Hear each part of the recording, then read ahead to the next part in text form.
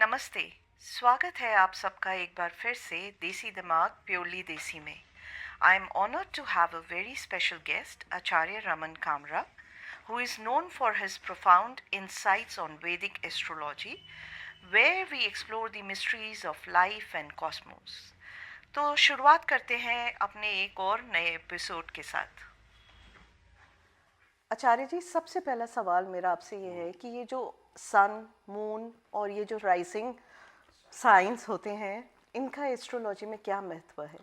देखिए, अगर हम बात करें सन, मून और राइजिंग साइन की, जिसमें सबसे पहले हम सन को लें। सन को अगर लेंगे तो 30 दिन लगते हैं हर महीने जो है पूरा एक सर्कल करने में। मून को लगते हैं 2.25 दिन से 2.5 दिन जी। और राइजिंग साइन को लगते हैं 2 घंटे। अच्छा। अब आते हैं सन इज द वाइटैलिटी और एनर्जी, राइट। जहाँ पे सन साइन है वो that is vitality, energy, enthu, उसको हम वैसे लेते हैं। जी। और मून जो है इनर कॉन्शियस, सब conscious mind, right. Surya is outer body, outer part, moon is inner self, inner body. And लगन इज और राइजिंग साइन जैसे मेष से लेकर मीन तक, मेष फिर वृषभ फिर जेमिनाई एंड अगेन ऐसे करके 12 हैं, वो हर 2 घंटे में चेंज होते हैं। वो how do we interact with others, right. जैसे मान लीजिए मेष राशि वाला है, तो मेष राशि वाला इंटरेक्ट करेगा, थोड़ा सा फायरी प्लेनेट है मेष, तो अग्रेसिवली इंटरेक्ट करेगा। जेमिनी वाले से आप बात करेंगे तो आपकी टॉक्स जो है बड़ी इंटेलेक्चुअल रह सकती हैं। फिर अगर कोई कैंसर राशि वाला आएगा तो वो आपको इमोशनल, या फिर आपको यूं लगेगा कि यार बड़ी जल्दी पिन लग जाता है ना कईयों को, तो सेंसिटिव वो लगेगा। अगर कोई स्कॉर्पियो वाला सामने बैठा होगा तो बहुत इंटेंसली जो है। तो how do we interact with people, वो लगन डिसाइड करता है। इनर सेल्फ जो है चंद्रमा और मून डिसाइड करता है, और आउटर वाइटैलिटी जो है वो सूर्य डिसाइड करती है। और वैसे अगर कुंडली में भी देखा जाए, कुंडली के हिसाब से या वैदिक ज्योतिष के हिसाब से, sun is father and soul, moon is mother, inner self and शांत। Sun is not cruel actually but energy, right. Right. अच्छा आचार्य जी, जैसे हम कई बार देखते हैं, हम किसी अच्छे काम के लिए निकल रहे हैं और सामने से बिल्ली रास्ता काट जाए, तो कई घरों में तो हम बिल्लियां पाल रहे हैं, और कई जगह हम ये बिलीफ रख रहे हैं कि अरे वो बिल्ली रास्ता काट गई, अब तो हमें वेट करना चाहिए कुछ 5 मिनट या 3 मिनट। तो इसका सच में ये अंधविश्वास है या सच में कुछ महत्व है देखो, इसको तो मैं थोड़ा सा अंधविश्वास में लूंगा, क्योंकि हमारी जो है ना एस्ट्रोलॉजी, इसको ना हम ये चमत्कार नहीं है, ये प्रॉपर साइंस है, राइट। वैदिक एस्ट्रोलॉजी, इसमें देखो एक पार्ट साइंस का है जिसमें हम देखते हैं एस्ट्रोनॉमिकल पार्ट, कि भाई ग्रह कितनी दूर है, कितने नक्षत्र है, कितनी देर में ट्रैवल करते हैं, वो सब तो साइंटिफिक पार्ट है। उसमें हमारे कोई कलेश या दो राय नहीं है हमारी और साइंसदान लोगों की या साइंटिफिक लोगों की। लेकिन जो प्रिडिक्टिव पार्ट है, जो जैसे रूल्स जो फॉलो करने हैं, लाइक पराशर जी ने लिख दिया है कि ये रूल है, अगर कुंडली में ऐसे हो तो ऐसे होगा, भृगु जी ने लिख दिया है, तो वहां पे हर कोई अलग अलग तरीके से जो है अपना बोलता है, तो इसलिए जो है डिफरेंस आया था, otherwise it is a science. तो अब आपका सवाल कि बिल्ली रास्ता काट गई है या चूहा आगे निकल गया या शेर पीछे रह गया, मनुष्य के बनाए हुए सारे तो भ्रम हैं। ये भ्रम ही है। इसको सुपरस्टिशियस ही जो है मैं लेके चलूंगा, इसके पीछे कोई लॉजिक नहीं है। कोई लॉजिक। मैं इनमें भी वही लेके चलूंगा, जहां लॉजिक है वही सही है, जहां लॉजिक नहीं है वहां पे मैं लेके नहीं चलता। तो ये बिल्कुल जो है मेरे हिसाब से तो सुपरस्टिशियस है। तो आपको एक चीज बताता हूँ। अब लेट से जिन्होंने ये साइंस लिखी, राइट, आपको एक छोटा सा रेमिडियल पार्ट पे बताता हूँ। अब जिन्होंने साइंस लिखी उन्होंने रेमेडीज भी बताई। रेमेडीज हमारी होती है, मंत्र हो गई, पूजा हो गई, दान हो गई, स्नान हो गई, और जो सबसे रेलेवेंट आजकल चल रही है जेमस्टोन रेमेडी। अच्छा, अब उन्होंने जेमस्टोन रेमेडी लिखी तो उन्होंने जेमस्टोन में क्या लिखा है कि भाई सूर्य के लिए आप माणिक पहनो, चंद्रमा के लिए आप पर्ल पहनो, और मंगल के लिए मूंगा, बुध के लिए जो है पन्ना, शुक्र के लिए जो है आप अपना हीरा पहनो, और ऐसे ऐसे करके वो 9 के लिख गए। लेकिन आप आज देख लो, आज आपको जो है, चलो जी आपको जरकॉन पहन लो आप, भाई जो लिख गए हैं, राइट, जो लिख के गए हैं गरुड़ पुराण में, वो तो 9 रत्न ही लिख के गए हैं ना। उसके अलावा वो फिर जो बाकी कर रहे हैं ना, जैसे प्रदीप जी ने कहा कि इधर से काट रही है उधर से काट रहे हैं, उनको भाई दूसरे को भी तो खाना है ना, कुछ खाना। अब वो तो चीजें लिख गए, लॉज बना गए। अब नए वाले जो आ रहे हैं उन्होंने कहा कि भाई कैसे कोई नई चीज निकालेंगे तब जो है रोटी अच्छी चलेगी ना, तो उन्होंने निकाल दिया कि ठीक है ये नहीं पहनो, आप एमेथिस्ट पहन लो, आप जो है ओनेक्स पहन लो, आप इसका सब्स्टिट्यूट पहन लो आप। तो वो सब जो है हमारे लिए तो क्या है, जो लिख गए हैं उसी को ही मानते हैं और उसी को ही चलते हैं, क्योंकि वो उन्होंने पूरा, वो वहाँ के उस टाइम के जो ऋषि थे वो साइंटिस्ट थे। अब लेट्स से आपको सिंपल बताता हूँ कि आप जो है theory of relativity is equal to MC square आप वो मानते हो। क्यों मानते हो भैया आप? वो आप इसलिए मानते हो क्योंकि वो एक आइंस्टीन ने लिखी, who is authority on it, right. आप आर्किमिडीज प्रिंसिपल मानते हो क्योंकि वो अथॉरिटी ने लिखा। आप न्यूटन लॉ मानते हो क्योंकि वो एक अथॉरिटी ने लिखा, इसलिए हम मानते हैं और उसको कहते हैं कि ये ठीक है। तो ऐसे ही जो है एस्ट्रोलॉजी के रूल्स जो है वो एक अथॉरिटी पराशर जी और भृगु ने लिखे। अब आप उनमें कुछ भी चेंज कर दो और कुछ भी अपने नए रूल्स निकाल दो, उसका कोई फायदा नहीं है, वो सब गलत गलत है। तो हम तो वही मानते हैं जो अथॉरिटी लिख के गई है, जो कि है हमारे पराशर जी और भृगु ऋषि। नहीं, जैसे हम, आपने ये स्टोन्स की बात की तो मैं ये स्टोन्स की बात ही आगे लेके चलती हूँ कि जैसे हमें कहते हैं कि नीलम पहन लो, ये पन्ना पहन लो, इनसे तो इनका क्या महत्व है? 3 तरह के जो है ना, आप ये देख लो कि रेमेडियल तरीके हैं।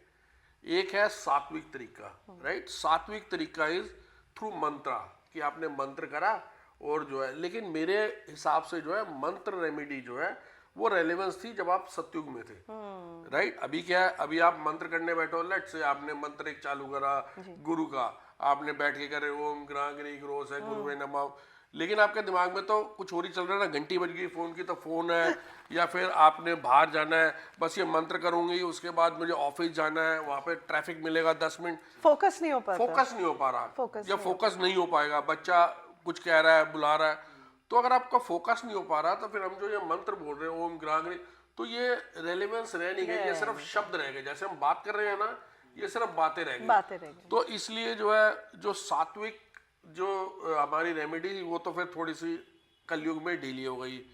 फिर आते हैं हम तामसिक रेमेडी। तामसिक रेमेडी होती है या तामसिक उपाय होते हैं जिसमें अपनी बॉडी को कष्ट देके जो है ना आप भगवान को खुश करते हो। जैसे आपने देखा होगा कि भगवान को खुश करने के लिए लोग जो है नंगे पाँव जा रहे हैं, राइट। फिर आपने देखा होगा मंदिर में लेट लेट के जो है कर रहे हैं या नंगे पाँव जा रहे हैं या फास्टिंग कर रहे हैं, बिल्कुल। तो अपनी बॉडी को दुख देके या थोड़ा सा टफ टाइम देके हम भगवान को या ईश्वर को या ग्रहों को प्रसन्न करने की कोशिश करते हैं, लेकिन उसमें भी हमारे लिए नहीं है वो। हम एसी में बैठने वाले हो गए हैं, गाड़ियों में बैठने वाले हो गए हैं, एक्वागार्ड का पानी पीने वाले हो गए हैं, तो हम कैसे जो है हम पैदल पैदल नहीं जा सकते। तो हमारे लिए ना तो जो सात्विक रेमेडी है वो काम आएगी, क्यों सात्विक रेमेडी इसलिए नहीं काम आ सकती क्योंकि हमारे पास दुनिया भर के और काम है, हमारा दिमाग 24 जगह लगा हुआ है, नौकरी में, जॉब में, घर में, बच्चे में, तो मंत्र रेमेडीज तो फेल हो गई, जा हम सकते नहीं क्योंकि बॉडी को हमने ऐसा बना लिया है, राइट। या तो हम गांव वालों की तरह स्ट्रांग हो, नंगे पाँव, वो हम रह नहीं गए। तो हमारे लिए या आजकल के लिए जो रेलेवेंट रह गई है वो जेमस्टोन रेमेडी रह गई है, और बिल्कुल इनका असर जो है होता है, और इसमें कोई दो राय नहीं है, क्योंकि जो लिख के गए हैं हमारे जो ऋषि जी की भाई इसके पहनने से ये होएगा, इसके पहनने से ये होगा, तो चाहे शनि का नीलम पहनो। अब आजकल क्या है कि नीलम की भी टेस्टिंग करते हैं, राइट। पंडित जी ने बना दिया है कि भैया ऐसा है, अगर नीलम पहनना है ना तो पहले 24 घंटे जो है नीचे रखो सराहने के, फिर उंगली में बांधो, और फिर जो बोलते हैं वो भी सब ये बोलते हैं ना, मेरे को भी ये बोलना पड़ता है, लेकिन अब आ जाते हैं सच्चाई पे। वो सिर्फ इसलिए बोलना होता है ताकि दूसरे को तसल्ली हो जाए।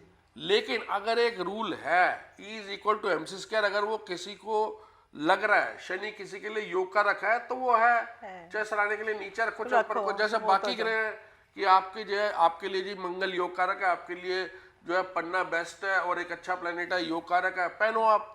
तो ऐसी शनि का भी कोई डरने की जरूरत नहीं है। लेकिन वही है कि सैटर्न एज ए प्लेनेट थोड़ा डर लगता है, तो हमें भी थोड़ी तसल्ली देनी होती है। तो चलो, क्योंकि डॉक्टर का काम सिर्फ ये तो नहीं है ना इंजेक्शन से, ये भी तो बोलना पड़ता है ना कि और अभी अब ठीक लग रहा है ना, भी कहते हैं ना पैच टेस्ट कर लो। यस, तो वो भी एक थोड़ा सा काउंसलिंग टाइप जो है ना साथ में, तो इसलिए। नहीं तो जो रूल है तो है, अगर मान लीजिए लिब्रा राशि है या टॉरस राशि है, उसके लिए शनि जो है त्रिकोण और बेस्ट फ्रेंड है, योग कारक है, तो वो पहनना है, रूल है वो तो, राइट। तो बिल्कुल काम करते हैं।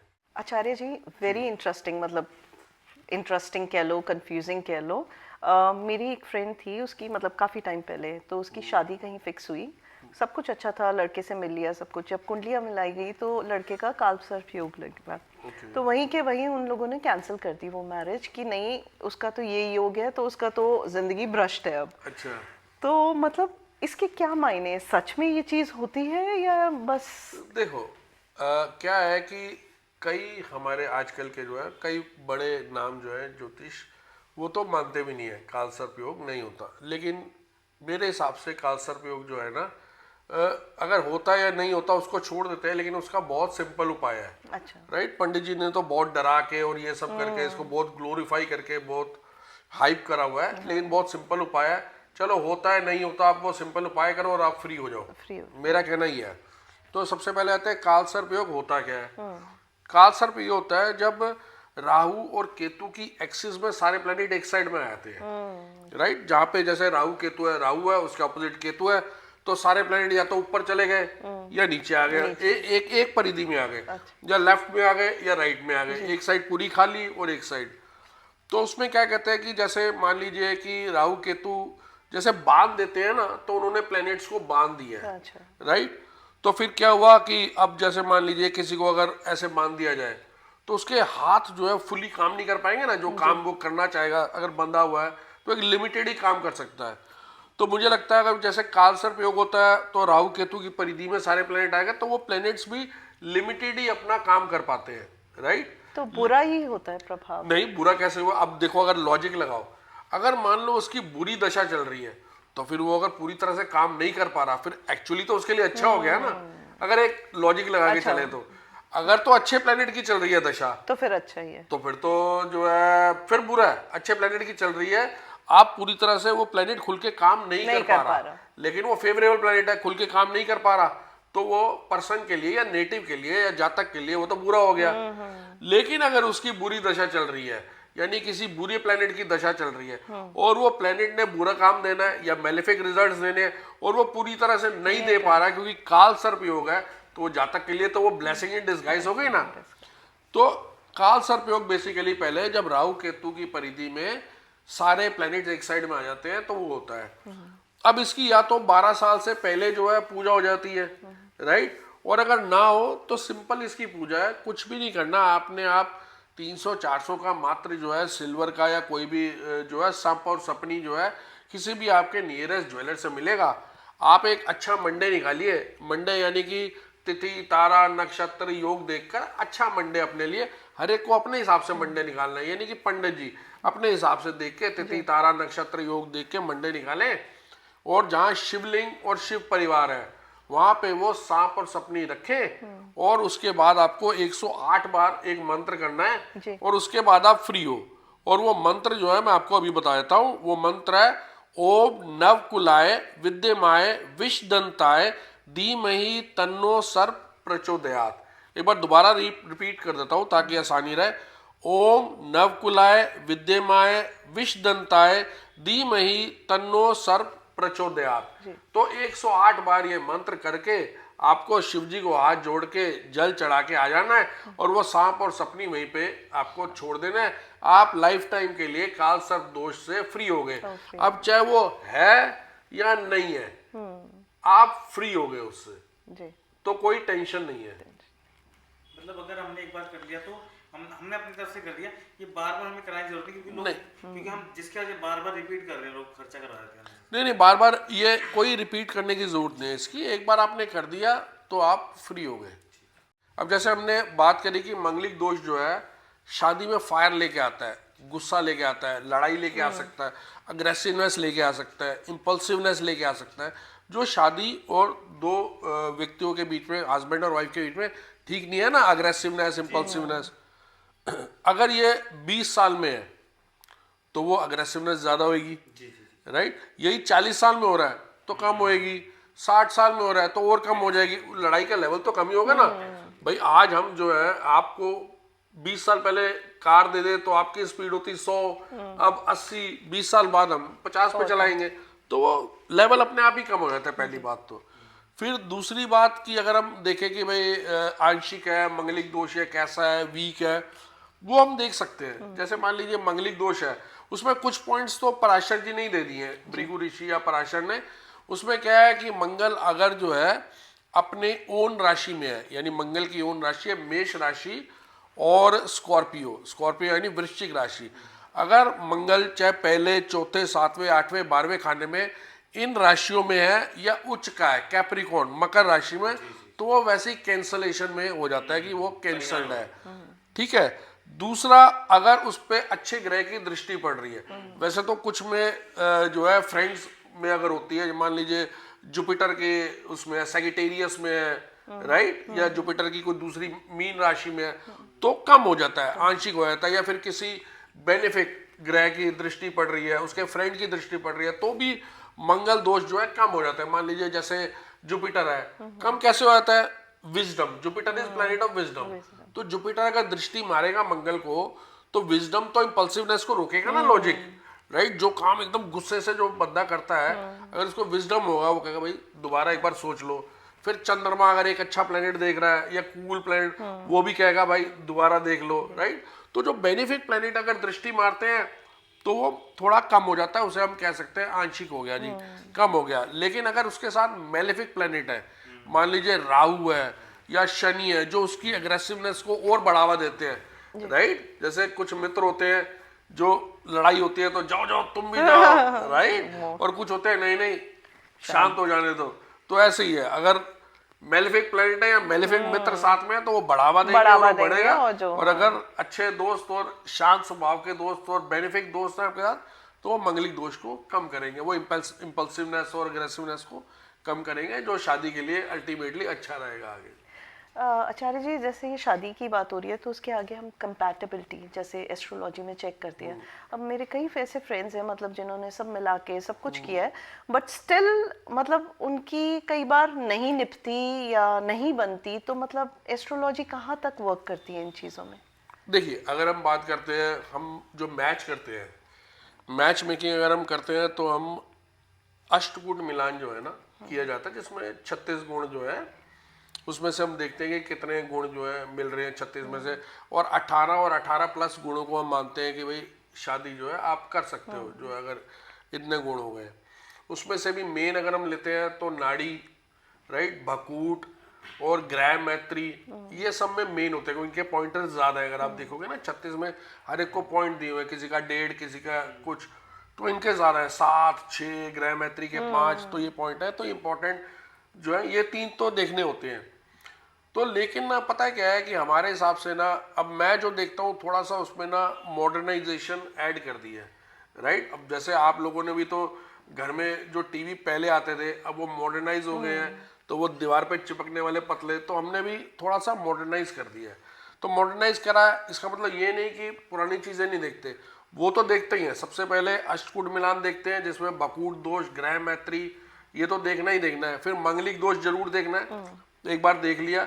फिर उसके बाद जो है हम देखते हैं जैसे फिजिकल कंपैटिबिलिटी, पहले दोनों की फिजिकल कंपैटिबिलिटी कैसी रहेगी, दोनों आपस में मान लीजिए कि कैसे जो है दिखने में कैसे हैं, वह ऐसा दोनों दिखने में एक स्मार्ट होने चाहिए, मतलब एक जनरल बात करें तो दिखने में अच्छे होने चाहिए, उनमें आपस में फिजिकल कंपैटिबिलिटी अच्छी होनी चाहिए, साथ जाए तो अच्छे होने चाहिए। फिर दूसरा स्टेप जो देखते हैं मेंटल कंपैटिबिलिटी, ऐसा भी नहीं चलता कि एक बिल्कुल बेवकूफ है और एक बहुत इंटेलेक्चुअल है, तो वो कंपैटिबिलिटी भी जो है हम देखते हैं। फिर हम देखते हैं कि आपस में जो है सेक्सुअल कंपैटिबिलिटी, दोनों आपस में कितना है, एक if one is very aggressive and one is very low on that, तो वो भी दिक्कत आगे चल के करते हैं।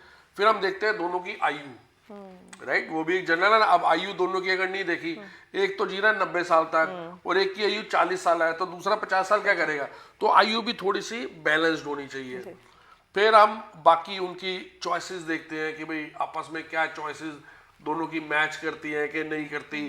फिर हेल्थ दोनों की देखी जाती है, भाई हेल्थ एक बहुत ही बीमार रहता है और एक रोबस्ट बॉडी है, वो भी नहीं चलता, दूसरा बंदा कब तक जो है झेलेगा, राइट। तो ऐसे 5-6 मॉडर्न पॉइंट्स लेके फिजिकल, मेंटल, हेल्थ, लॉन्जिविटी, तो ये सब चीजें लेके, और फिर हाँ कैरियर, दोनों का कैरियर कैसा है, फाइनेंशियल सिचुएशंस कैसी है, तो वो सब देख के हम अल्टीमेटली जो है फैसला करते हैं कि इन दोनों का मैच अच्छा रहेगा कि बुरा।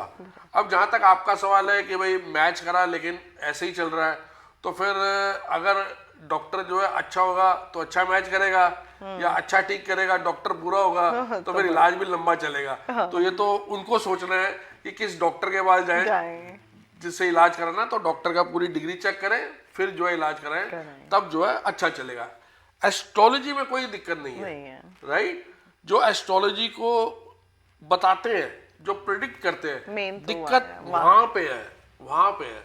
तो जो अच्छा है वो अच्छा है, जैसे डॉक्टर अच्छा, वकील अच्छा, तो ज्यादा केस जीतेंगे, राइट? तो सिंपल एस्ट्रोलॉजी में भी है, अगर ज्योतिषी अच्छा परफेक्ट है लेकिन प्रैक्टिशनर पे इशू आता है, बस वो क्या तो जो आचार्य जी, जैसे हम इसमें बात कर रहे थे कि हम पैसा कैसे कमा सकते हैं, दूसरा साइड अगर हम देखें, अगर हम ये देखना चाहें कि कोई बहुत अच्छा साउंड है, वेल ऑफ है, उसको अगर कोई मेजर बिजनेस लॉस है या फाइनेंशियल लॉस है, क्या वो भी हम प्रिडिक्ट कर सकते हैं?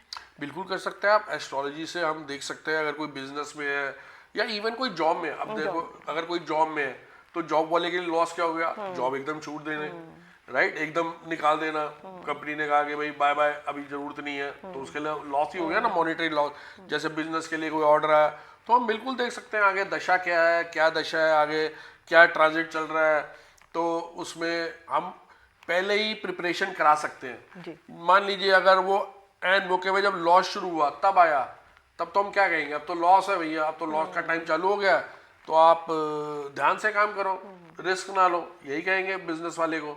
और जॉब वाले को कहेंगे थोड़ी ज़्यादा मेहनत करनी पड़ेगी, जॉब ढूंढो, राइट। लेकिन अगर मान लीजिए पहले आया हमारे पास और हमें आगे दिख रहा है कि 3-4 साल बाद लॉस का टाइम है, अब लॉस तो रुकेगा नहीं, लेकिन हम लॉस को मिनिमाइज करा सकते हैं, राइट।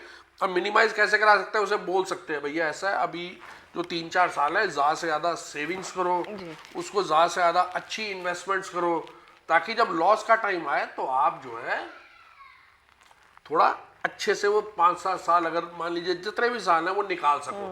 आप सिंपली देख लो, ये सिंपल लॉजिक है इसमें।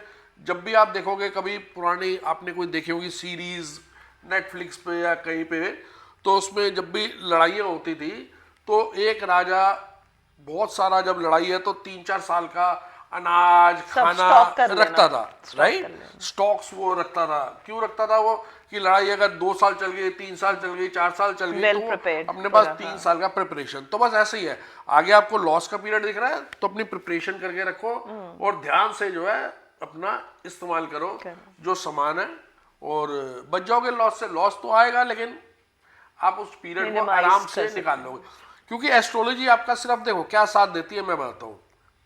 अब मान लीजिए बारिश आई, बारिश में आप निकलोगे, भीगोगे, राइट, लेकिन एस्ट्रोलॉजी आपके लिए क्या करेगी, एस्ट्रोलॉजी लाइक ए छाता, अम्ब्रेला। तो आपको एक अम्ब्रेला दे दी है कि आप भीगोगे तो सही, लेकिन कम भीगोगे, आप अपनी जगह पहुंच सकते हो। तो ऐसी कुंडली देख के हमने बता दिया कि आप अभी ये कर लो तो लॉस का टाइम आराम से निकाल सकते हो। तो वैसे देख सकते हैं, बिल्कुल देखा जा सकता है, एक एक चीज देखी जा सकती है, कोई ऐसी चीज नहीं है जो 12 भावों के अलग है या नहीं देखी जा सकती है एस्ट्रोलॉजी में। अच्छा सर, इसी को आगे कंटिन्यूएशन में करें, जैसे ग्रहण की बात होती है कि भाई पेरेंट्स बताते हैं आज तो ग्रहण लगने वाला है, आज इस टाइम पे बाहर नहीं निकलना, इस टाइम पे खाना नहीं, तुलसी का पत्ता डाल दो या ये कर दो, तो ये सब चीजें कितना महत्वपूर्ण हैं?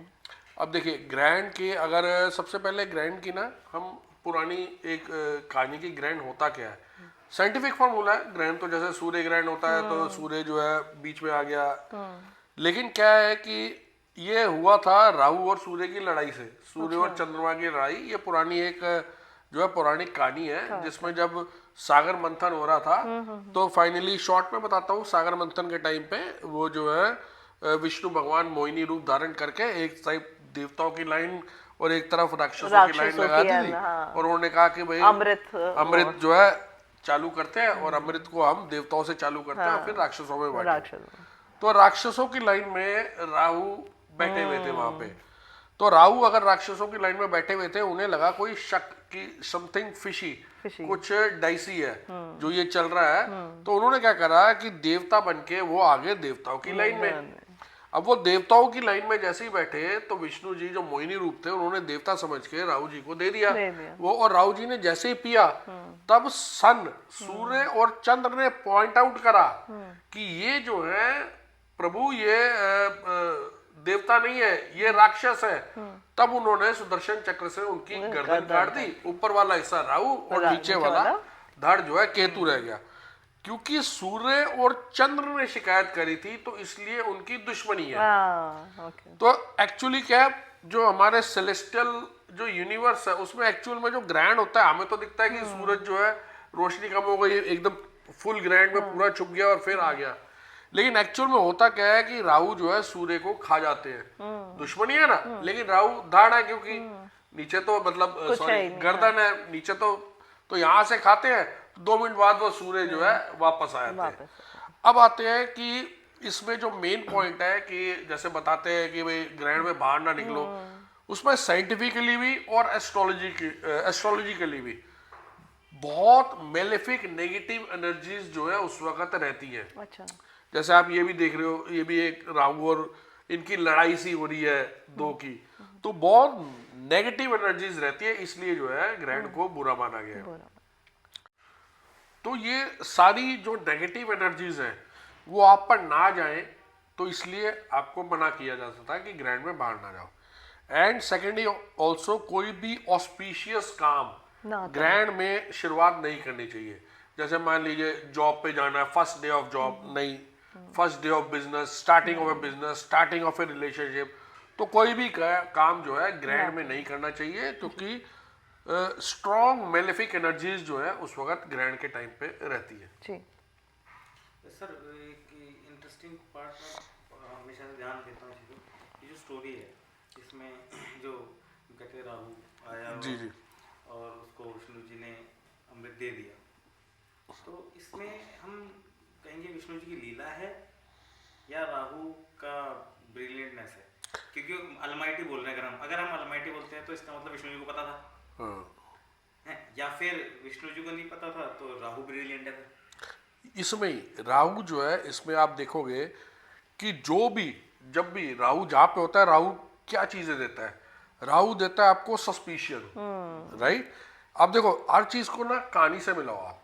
राहु देता है आपको सस्पिशियस। अगर आपका मान लीजिए राहु जो है पहले घर में है, तो वो थोड़ा बंदा जो है ना सस्पिशियस रहता है, right? Suspicious in the sense कि आप देखोगे कई बंदे होते हैं, गाड़ी एक बार बंद करी 4 बार चेक करने पहुंच गए, ताला एक बार बंद करा, अबे बंद कर दिया तो हो गया बंद। ऐसे ही जो है सस्पिशियस 7th हाउस में है तो स्पाउस के प्रति कहाँ पे किधर ऐसे होते हैं। फिर राहु ब्रिलियंस भी देता है, इंटेलिजेंट माइंड, उसका माइंड है वहां पे, उसका माइंड चल रहा है जहां दूसरे का नहीं चल रहा कि यार ये कोई धोखाधड़ी जो है हो रहा या धोखाधड़ी हो सकती है। तो राहु खुद भी मैनिपुलेटर, अब क्या करा उसने, बेस बदल के जो है वो उधर चला गया, तो क्या हुआ, मैनिपुलेटर। तो राहु वाले लोग जो है, अच्छे राहु वाले लोग बहुत अच्छे मैनिपुलेटर्स भी हो सकते हैं। फिर आ जाओ, राहु अपना भेष बदल के उधर गया, यानी राहु वाले लोग बहुत अच्छे स्पाइज एंड डिटेक्टिव्स भी हो सकते हैं, शक होते ही जो है। तो हमें उस कहानी से मिलाएंगे तो जो राहु की अच्छी चीजें हैं वो सब जो है मिला के आप देखोगे तो राहु इज एक्सट्रीम पैशन, किसी भी चीज को एक्सट्रीम लेवल पे ले जाना वो राहु का काम है। अगर राहु अच्छा है, अगर मान लीजिए इंटेलिजेंस है किसी की, तो इंटेलिजेंस को एक्सट्रीम लेवल पे ले जाएगा वो। जो भी इन्वेंशंस, साइंटिस्ट, वो सब राहु जो है, राहु से जुड़े लोग करते हैं। अच्छा सर, एस्ट्रोलॉजी तो एक तरफ है, अब जब एस्ट्रोलॉजिकली लोग दिखाते हैं तो कई लोग सेटिस्फाई नहीं हो पाते। अच्छा, हमारे बेनिफिट में, हमारे हित में नहीं बोला जा रहा कि भाई सारे नेगेटिव पॉइंट्स हैं, then they go for black magic या और तरीके के यंत्र तंत्र। तो ये कहाँ तक बेनिफिशियल होते हैं? देखिए, उसमें सबसे पहले तो हमें ये जानना होगा 3 चीजें, एक मंत्र, फिर यंत्र, फिर तंत्र। ठीक है, पहले इन चीजों पे जानते हैं कि अलग अलग ये है क्या। मंत्र जो है, मंत्र का मतलब हुआ कि जो शब्द जो है पर्टिकुलर जो है फॉर्म करे हुए किसी को भी खुश करने के लिए, राइट? जैसे राहु का मंत्र, शनि का मंत्र, जाप, इट इज जाप and it is never malefic. ठीक है, ये हमेशा आपको अच्छे देगा। ये वैदिक मंत्र हो गए। ये तो हो गया सबसे फर्स्ट पार्ट। फिर आ गया आपका दूसरा यंत्र। यंत्र इज व्हाट? यंत्र अगर हम हिंदी में बोले, यंत्र इज ए संस्कृत वर्ड। यंत्र मीन्स मशीन, राइट? किसी भी चीज को फास्ट करने के लिए, प्रोसेस को फास्ट करने के लिए, राइट? मान लीजिए आप अगर यहाँ से आप पैदल जाओ मुंबई, आपको लगा 1 महीना, आपने यंत्र का इस्तेमाल करा, यंत्र इज एरोप्लेन, आप 2 घंटे में पहुंच गए, राइट? तो किसी भी चीज को फास्ट करने के लिए, मान लीजिए शादी नहीं हो पा रही किसी की, राइट? तो उसको फास्ट करने के लिए यंत्र इज ए पिक्चर, एक पिक्चर बनती है जिसमें न्यूमेरिकल लिखे जाते हैं। तो वो भी जो है बिल्कुल आपका नॉर्मल है, अच्छे के लिए इस्तेमाल होने वाली चीज है, और हमारे पुराणों और वेदों में लिखा हुआ है। तो यंत्र is basically to fast the process. किसी का बच्चा नहीं हो रहा, किसी को नौकरी नहीं मिल रही, अब दशा बच्चे की मान लीजिए 10 साल बाद आ रही है, तब तक बायोलॉजिकल साइकिल नहीं है, तो फिर यंत्र बना दिया, जल्दी बच्चा हो, मंत्र, यंत्र। यंत्र इज सेकेंड पार्ट। जैसे डॉक्टर होता है ना, सबसे पहले जो है उसको चेकअप करके मिनिमम गोली दी, फिर एंटीबायोटिक दी, फिर सर्जरी। सर्जरी इज तंत्र, राइट? तंत्र इज सर्जरी। जैसे मान लीजिए कि लेट्स से किसी की शादी नहीं हो पा रही, या शादी की दशा जो है उसकी दिखा रही है 70 साल, लेकिन 70 साल में तो शादी की फायदा नहीं ना, शादी तो 20 साल में होनी चाहिए, 25 साल में होनी चाहिए। तो तब तंत्र का इस्तेमाल, या बच्चा पहले होना चाहिए, इस्तेमाल किया जाता है, जो कॉम्बिनेशन ऑफ मंत्र और यंत्र से बनता है। एक तंत्र, एक विद्या, जिसमें जो है ग्रहों को सो कॉल्ड बांध दिया जाता है, या एक पर्टिकुलर टाइम के लिए जो है उनको होल्ड पे रखा जाता है कि वो अपने इफेक्ट ना दे पाए, और वो काम जो है वो हो जाए जी। लेकिन इसका इस्तेमाल जो है हमेशा अच्छे के लिए किया जाता था हमारी वैदिक एस्ट्रोलॉजी में। अब जो है उसका अगर गलत इस्तेमाल हो रहा है तो वो जो है हमारी लोगों की गलती है, राइट? अब जैसे मान लीजिए आप आज की डेट में ले लो, जो अफीम was used as a medicine, अभी भी यूज होती है, लेकिन आजकल उसको गलत, तो ये तो हमारे पे है। तो ये है तो अच्छे में, राइट? इनका यूसेज तो अच्छे के लिए बनाया गया था। अब आप आग पे रोटी बना लो या आग से किसी दूसरे का घर फूंक दो, ये चॉइस आपको दे रखी है भगवान ने। तो अच्छे के लिए यूज करो तो आप बहुत अच्छे काम कर सकते हो उससे, और अगर बुरे के लिए यूज करो तो पर बुरा। इस्तेमाल दोनों के लिए हो रहा है, अच्छे के लिए भी, बुरे के लिए भी। और अगर हम बात करें ब्लैक मैजिक, वो तो बिल्कुल ही लॉजिक से परे है, उसका कोई लेना देना नहीं है, कहीं नहीं लिखा, वो सिर्फ हाथ की सफाई है, जो भी है कुछ नहीं होता है इसमें। आम जनता को बेवकूफ बनाने के लिए जो है वो चीजें हैं।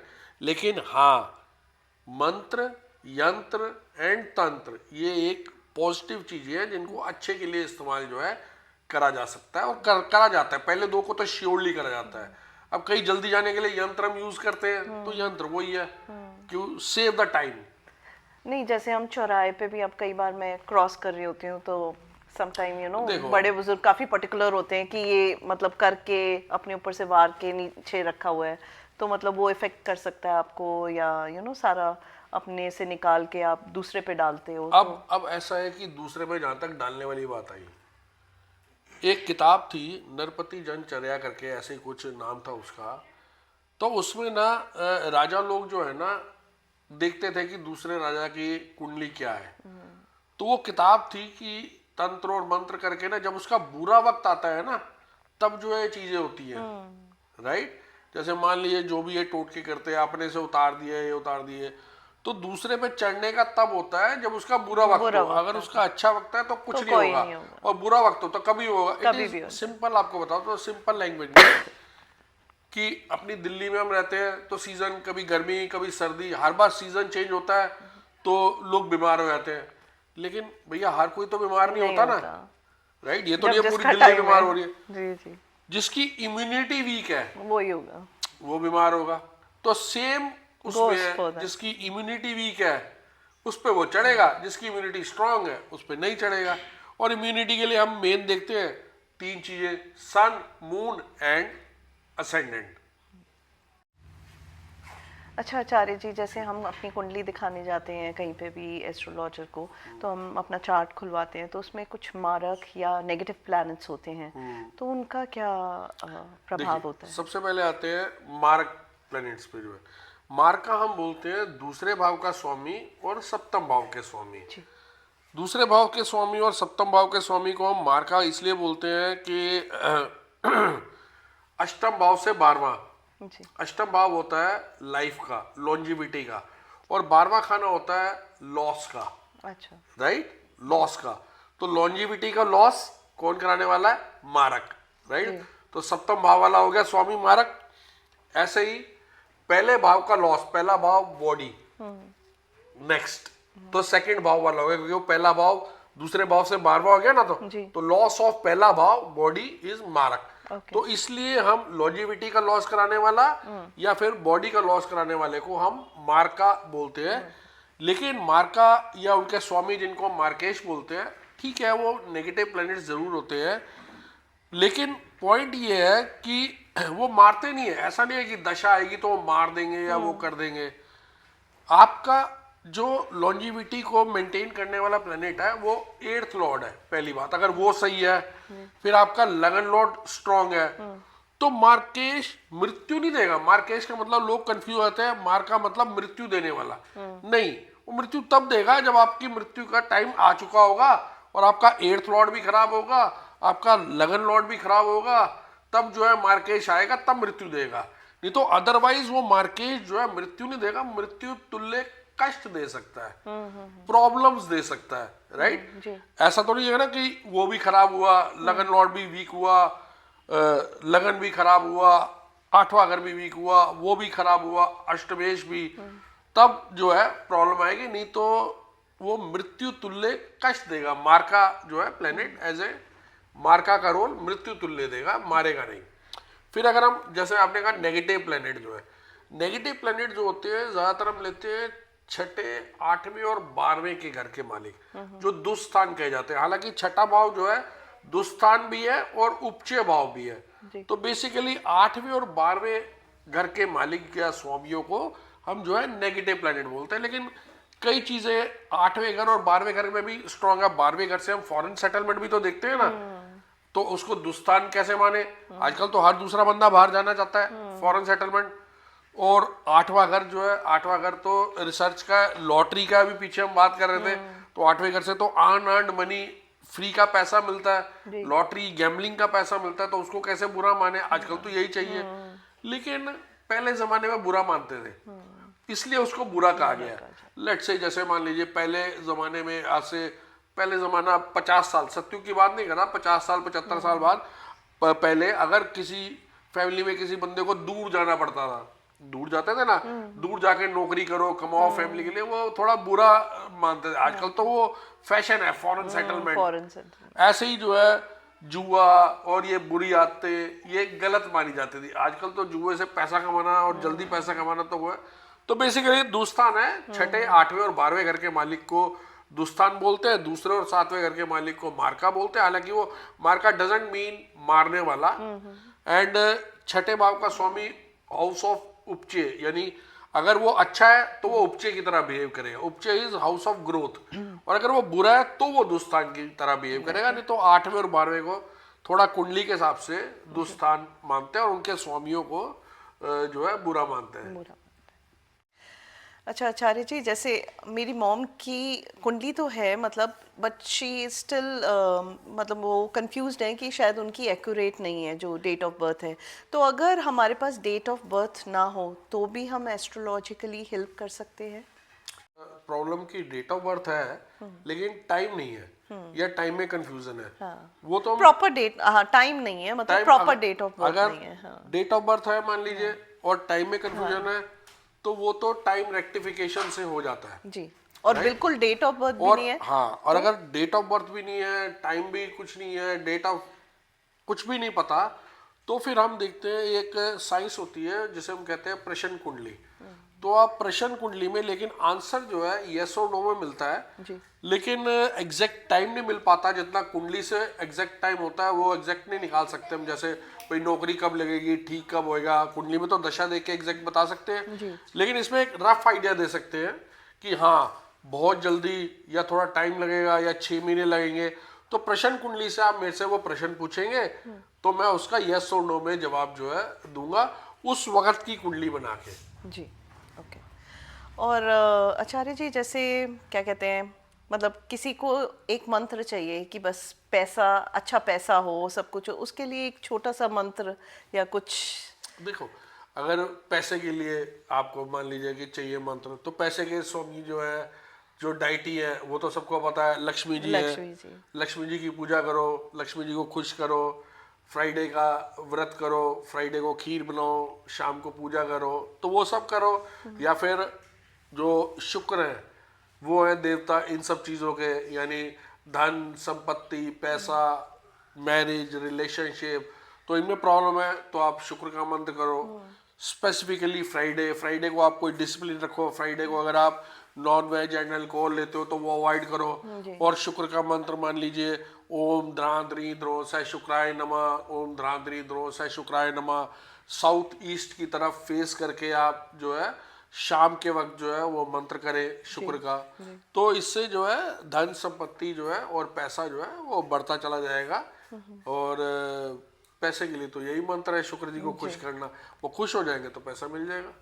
इसके अलावा जैसे किसी का कोर्ट केस चल रहे हैं, सेपरेशन चल रहा है, उनको कुछ रेमेडीज चाहिए जो हम, मतलब मान उसमें आप लीजिए- इनपुट क्या दे सकते हैं? जी, मान लीजिए जैसे मान लीजिए कोर्ट केस चल रहा है, राइट। अब केस एंड लीगल थिंग्स हम देखते हैं छठे भाव से, राइट। तो जिसकी भी कुंडली में छठे भाव का स्वामी जो है, उससे रिलेटेड जो है हम उसका मंत्र करें, उसकी पूजा करें, तो हम उसका फायदा उठा के जो है जीतने के लिए या उसको स्ट्रॉन्ग करके हम कर सकते हैं। और ऐसे ही जो है अगर रिलेशनशिप है, तो हर एक की कुंडली में शुक्र तो एक हो गया जो परमानेंट सिग्निफिकेटर है मैरिज। तो जब भी रिलेशनशिप और मैरिज की बात है, केस चल रहा है, मान लीजिए रिलेशनशिप को लेके कोई केस चल रहा है, तो शुक्र को तो खुश करे ही करे शुक्र का मंत्र करके। अगर नहीं चाहते डिवोर्स होना, सेपरेट होना, तो शुक्र को तो खुश करे ही करे। साथ में आप अपनी कुंडली के 7th लॉर्ड यानी सप्तमेश, उसकी पूजा करें, राइट। चाहे वो कोई भी ग्रह हो सकता है। मान लीजिए अगर आपकी मिथुन राशि है, आपका लगन जो है मिथुन राशि है, तो आपका सप्तमेश जो है मीन हुआ।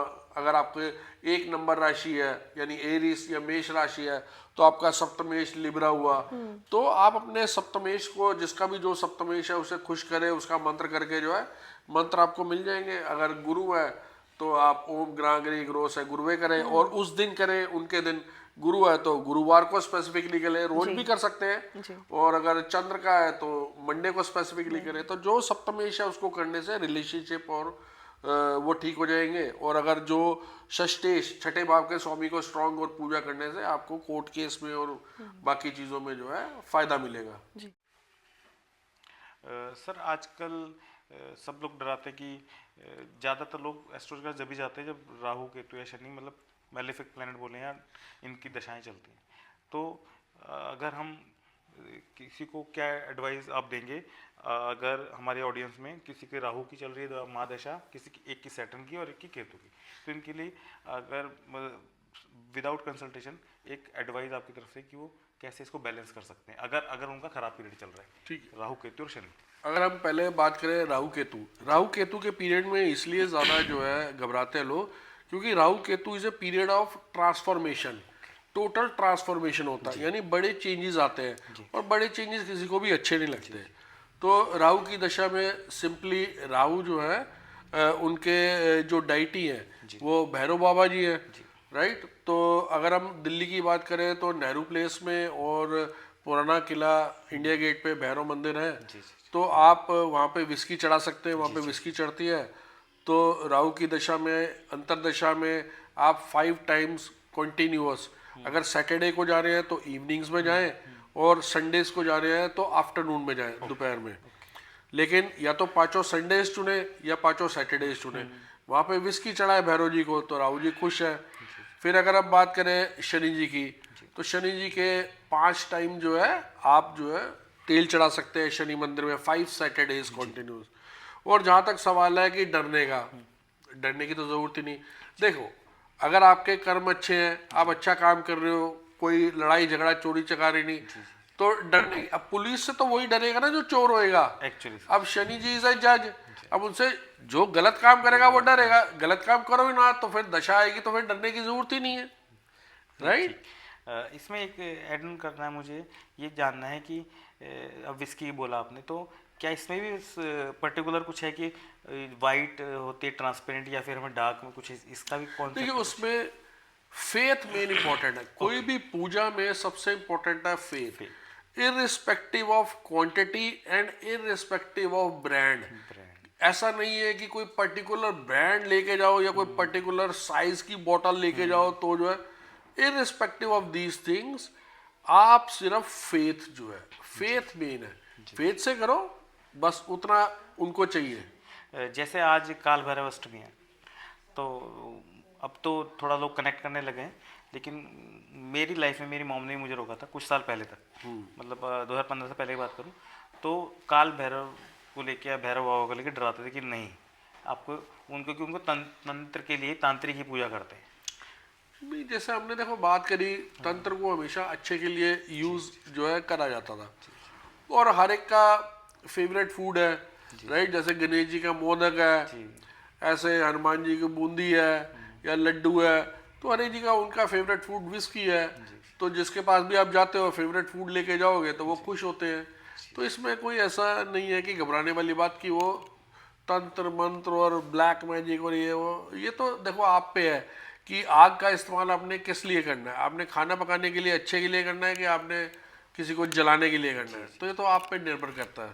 सर कोई फैमिली मेम्बर एडमिट है हॉस्पिटल में, क्रिटिकल सिचुएशन है, it can be health issue, it can be surgery, doctor ने बोल दिया क्रिटिकल है, तो उस केस में कोई ऐसी इमीडिएट कोई रेमेडी है जिससे चांसेस ऑफ हीलिंग बढ़ जाएं, ताकि उनको हेल्प मिल सके? उसमें इमीडिएट जो है माँ मृत्युंजय मंत्र जो है जो करा जाता है, जो फियर ऑफ डेथ को भी हटाता है और डेथ से भी, या फिर यू कहो कि अनटाइमली डेथ को भी रोकते हैं।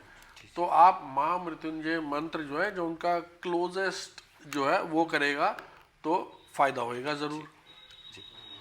इसके साथ अब सपोज किसी का कोई लिटिगेशन चल रहा है कोर्ट में, तो आजकल सबके कुछ ना कुछ चलते रहते हैं, तो अगर उसको अपने फेवर में चीज़ करनी है, हम ये मान के चल रहे हैं कि जो भी पर्सन ये चाह रहा है कि फेवर में वो सही है अपनी जगह, वो सही है, हम गलत के फेवर की बात नहीं करें, एक सही बंदा परेशान है तो उसे ऐसा कुछ रिचुअल, कुछ ऐसी रेमेडी कर सकता है जिससे चीज़ें अकॉर्डिंग धीरे धीरे उसके फेवर में आ जाए, अगर विदाउट नॉलेज। देखिए उसमें अगर हम चले तो जैसे मैंने कहा कि लिटिगेशन में जीत के लिए 6 लॉर्ड की बहुत इंपॉर्टेंस है जी, तो उसको तो वो खुश करे ही करे।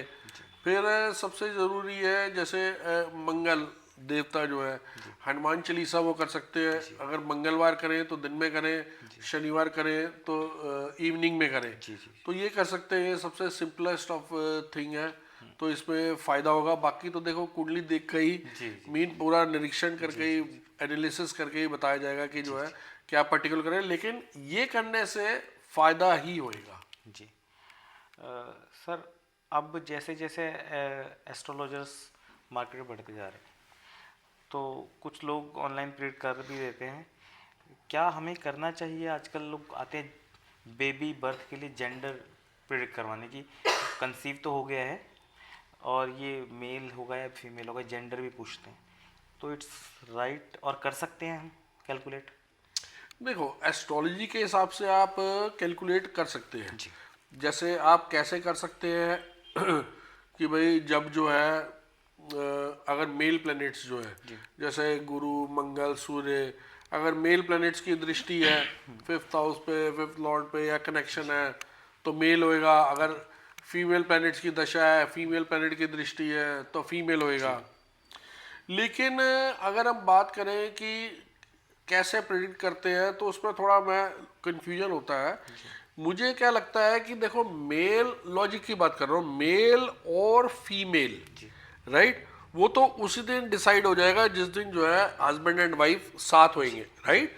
ये तो है नहीं कि बाद में जो है वो मेल बनेगा बच्चा 3 महीने बाद या 9 महीने बाद या बाद में वो फीमेल बनेगा, तो वो तो उसी दिन डिसाइड हो जाएगा कंसीविंग के टाइम पर ही। हाँ, तो उस टाइम पे जो प्लैनेट स्ट्रांग होंगे, अगर मेल स्ट्रांग होएगा, मेल प्लैनेट स्ट्रांग होंगे तो मेल बनेगा और फीमेल प्लैनेट स्ट्रांग होंगे तो फीमेल बनेगा। तो क्या ये प्रेडिक्ट करना चाहिए?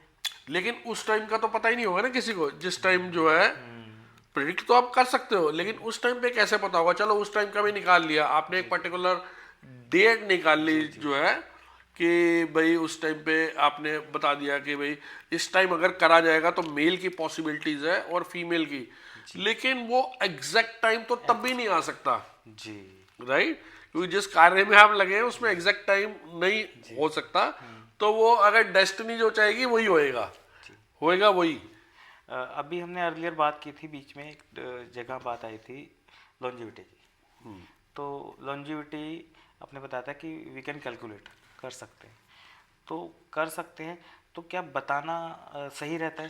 देखो predict करना? लॉन्जिविटी हम कैलकुलेट कर सकते हैं, पूरे प्रॉपर टूल्स हैं जिसमें हम निकाल सकते हैं कि लॉन्जिविटी लेट से एक इंसान की या जहाँ तक की 80 साल है, लेकिन वो तब होएगी 80 साल जब वो अकाल मृत्यु को पार कर लेगा। और अकाल मृत्यु को हमारे को नहीं पता, अकाल मृत्यु हम सिर्फ देख सकते हैं कि किसी कुंडली में अकाल मृत्यु के कॉम्बिनेशंस हैं, लेकिन अकाल मृत्यु जिसे कहते हैं हम एक्सीडेंटल या अनटाइमली डेथ, वो भगवान के हाथ में ही है।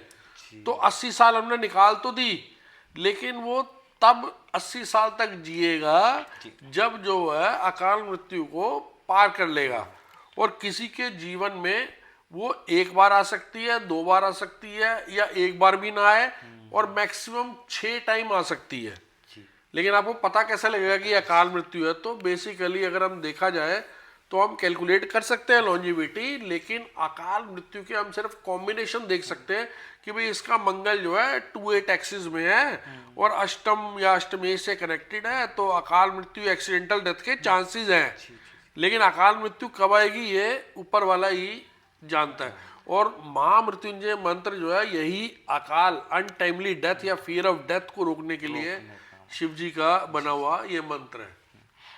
साथ साथ सर अभी जो ट्रेंड चल रहा है, बहुत सारे लोग नेशनल लेवल पे या नेशन बेस या क्या बोले हम कि पूरे अर्थ बेस पे बड़ी प्रिडिक्शन कर देते हैं कि किस कंट्री के फाइट होगी या भूकंप आएगा, तो वो कितना मतलब प्रिडिक्टेबल है अकॉर्डिंग टू एस्ट्रोलॉजी ये जो कर रहे हैं? क्योंकि बहुत सारे लोग का जब सही नहीं बैठता तो डूब जाते हैं।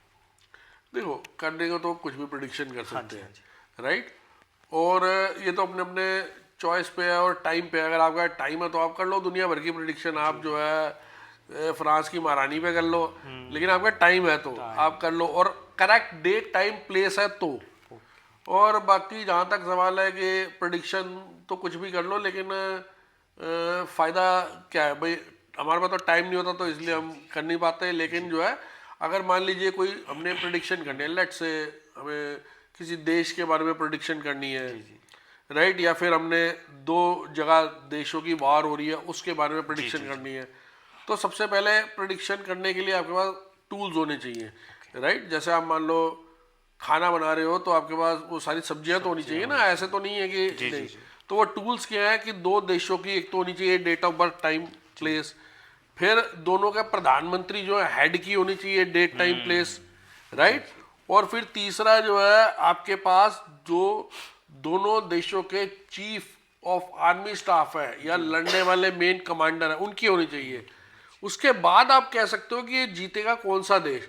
अब जैसे मान लीजिए हम अगर बात करें क्रिकेट की बात करें, अब कई बार लोग पूछते हैं भाई कौन जीतेगा दोनों में से। भाई पहले तो दोनों की देश की ले आओ, दोनों के कप्तानों की ले आओ, फिर बताएंगे। अब वो एग्जैक्ट डेट मिलेगी तो ठीक निकलेगा, नहीं मिलेगी तो गलत निकलेगा। तो प्रिडिक्शन मुझे लगा है ज़्यादातर जो करी जाती है वो सिर्फ जो है ऐसे ही टाइम पास, सोशल मीडिया में व्यूज के लिए करी जाती है। उसके करेक्ट टाइम और वो चीजें, वो टूल्स ही नहीं होते उनके पास। क्या हम इसको प्रश्न कुंडली में कर सकते हैं? देखो प्रश्न कुंडली में कर सकते हैं, लेकिन प्रश्न कुंडली तब फायदेमंद है ना जब उसका कोई कनेक्शन आपसे हो। ओह हाँ, राइट। अब प्रश्न पूछ रहे हो आप कि मान लो प्रश्न आपने पूछा कि भाई हिटलर जो है कैसे मरा था, मतलब या क्यों मरा था, जो भी हिटलर का क्या लेना देना आपसे। प्रश्न कुंडली हर एक के एक रूल्स है, राइट। मेरे से रिलेटेड क्वेश्चन होना आपसे रिलेटेड होगा तभी तो फायदा है ना। आपसे या आप किसी के आपके सगे वाले से रिलेटेड हो तभी तो जो है आप कर सकते हो। ऐसे ही जो है राइट, किसी आर्बिट पर्सन के बारे में जो है जी जी जी।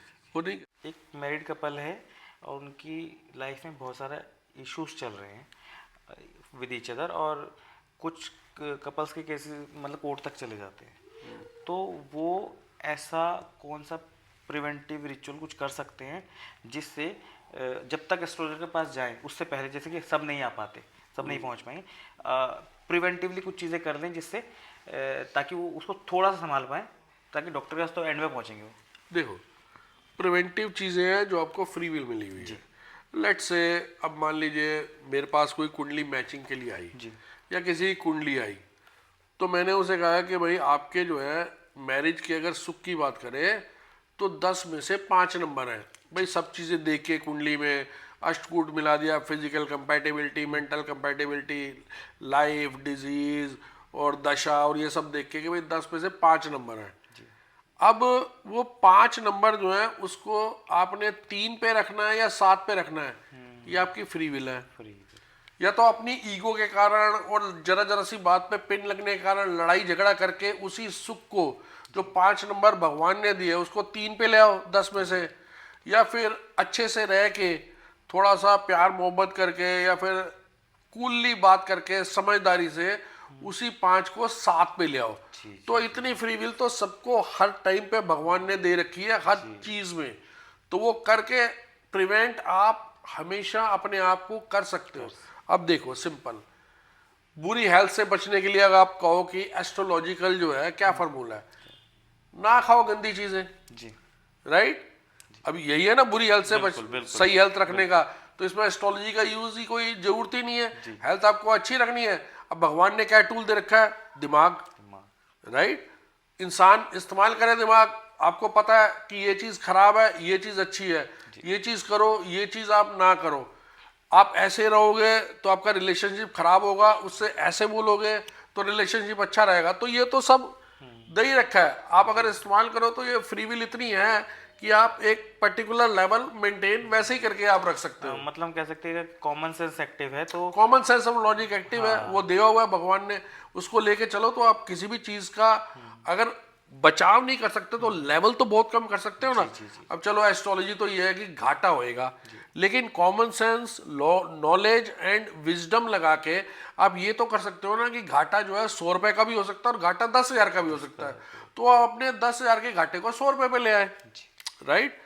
तो ऐसे ही जो है कुंडली में लिखा है भाई एस्ट्रोलॉजी में कि एक्सीडेंट होएगा, ठीक है जी, एक्सीडेंट होएगा, उसको तो नहीं रोक सकते, आप क्या करोगे, लेकिन आप अपनी कॉमन सेंस और विजडम लगा के आपने हेलमेट पहनी, आपने गार्ड पहने हुए हैं, तो वही चोट जो आपको 6 महीने तंग कर सकती थी उसमें आप 6 दिन में बाहर आ गए, राइट। एक स्टिचेस लगा, ऑपरेशन लिखा था, एक स्टिच लगा, ऑपरेशन हो गया, बाहर आ गए।